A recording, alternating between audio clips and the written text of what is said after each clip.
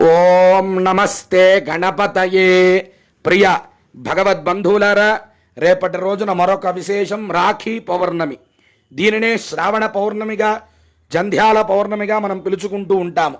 ఇతిహాసాల ప్రకారం ఈ రక్షాబంధనం ఎక్కడి నుంచి వచ్చిందో తెలుసుకోవాలి. ఇతిహాస వైశిష్ట్యాన్ని గనక చూసినట్లయితే ద్రౌపది కృష్ణ పరమాత్మ ఇద్దరు కూడా సోదర సోదరీమణులని మనందరికీ విదితమే. వారి బంధం ఎంత గొప్పదో మనందరికీ తెలుసు. శిశుపాలుణ్ణి రక్షించేటటువంటి క్రమంలో సుదర్శన చక్రాన్ని ప్రయోగించినటువంటి కృష్ణుడి యొక్క చూపుడు వేలికి రక్తం ధారగా కారుతుందట.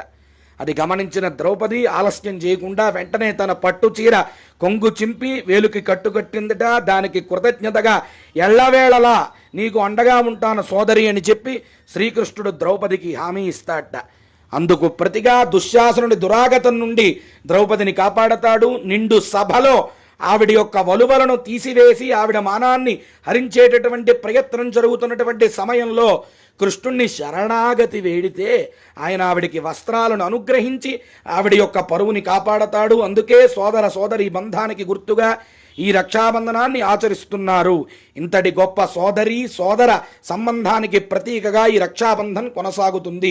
ఎవరైతే సోదరుడి యొక్క క్షేమాన్ని కాంక్షిస్తారో ఆ అక్క లేదా చెల్లెలు తన సోదరుడి దగ్గరికి వెళ్ళి ఈ పర్వదినం నాడు వాళ్ళ నుదుటన తిలకాన్ని దిద్ది వాళ్ళ దక్షిణ హస్తానికి అంటే కుడి చేతికి ఈ రక్షాబంధన్ని కట్టి వారి యొక్క అనుబంధం ఎప్పుడూ కూడా ప్రేమపూర్వకంగా మధురంగా సాగాలి అనేటటువంటి భావనతో దానికి సంకేతాత్మకంగా ఏదైనా మిఠాయిని తినిపించి, పెద్దవారైతే వారి దగ్గర ఆశీర్వచనం తీసుకుని, పిన్నలైతే మీరే ఆశీర్వచనం ఇవ్వాలి.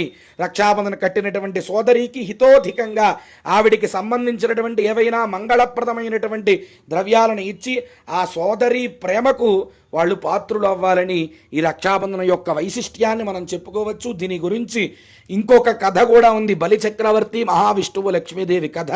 అది 2వ వీడియోలో వస్తుంది. తప్పకుండా అందరూ కూడా వినండి. శుభంజయం. అందరికీ రక్షాబంధన్ శుభాకాంక్షలు.